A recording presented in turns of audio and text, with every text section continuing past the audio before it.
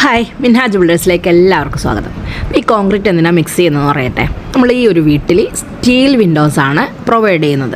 അപ്പോൾ അതുകൊണ്ട് തന്നെ സ്റ്റീൽ വിൻഡോയുടെ ഇൻസൈഡുകളിലുള്ള ഗ്യാപ്പ് ഫില്ല് ചെയ്യാൻ വേണ്ടിയിട്ടാണ് ഈ കോൺക്രീറ്റ് മിക്സ് ചെയ്യുന്നത്. അപ്പോൾ ഇതിൽ ശ്രദ്ധിച്ച് നോക്കിയാൽ അറിയാം, വാട്ടർ കണ്ടൻറ്റ് വളരെ കുറവായിട്ട് ആ ഒരു മിക്സിങ് പ്രോപ്പർ ആവാൻ വേണ്ടി മാത്രമുള്ള വെള്ളമാണ് അതിൽ ഉപയോഗിച്ചിട്ടുള്ളൂ.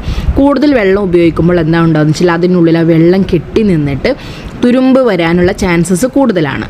അപ്പോൾ അതുകൊണ്ട് അത്തരം കാര്യങ്ങളൊന്ന് ശ്രദ്ധിക്കുകയാണെന്നുണ്ടെങ്കിൽ നമുക്ക് ഫ്യൂച്ചറിൽ തുരുമ്പ് വരുന്ന പ്രശ്നങ്ങളിൽ നിന്ന് ഒഴിവാക്കാനായിട്ട് കഴിയും.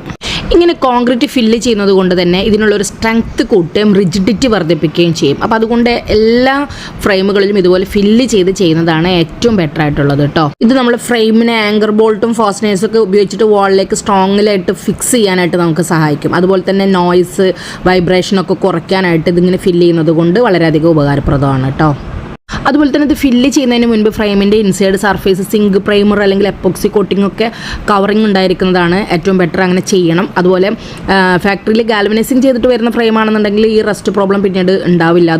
സ്റ്റീൽ വിൻഡോ മറ്റുള്ള പ്രോഡക്റ്റുമായി താരതമ്യം ചെയ്യുമ്പോൾ കമ്പാരിറ്റീവ്ലി റേറ്റ് കുറവാണ് കേട്ടോ. നമുക്ക് സാധാരണക്കാർക്കൊക്കെ അഫോർഡബിൾ ആയിട്ട് നമുക്ക് ചെയ്യാവുന്ന ഒരു പ്രൈസ് തന്നെയാണ്. പക്ഷേ സ്റ്റീലാണെങ്കിലും മരം ആണെന്നുണ്ടെങ്കിലും ഏതൊരു പ്രോഡക്റ്റ് ആണെന്നുണ്ടെങ്കിലും നമ്മളെ ശ്രദ്ധക്കുറവ് മൂലം അല്ലെങ്കിൽ ആ ഒരു ഭാഗത്തുള്ള അറ്റ്മോസ്ഫിയറിക് പ്രശ്നം മൂലം പല സംഭവങ്ങളും ഉണ്ടാവാനുള്ള ചാൻസസ് കൂടുതലാണ്. അത് ഏത് പ്രൊഡക്റ്റിനാണെന്നുണ്ടെങ്കിലും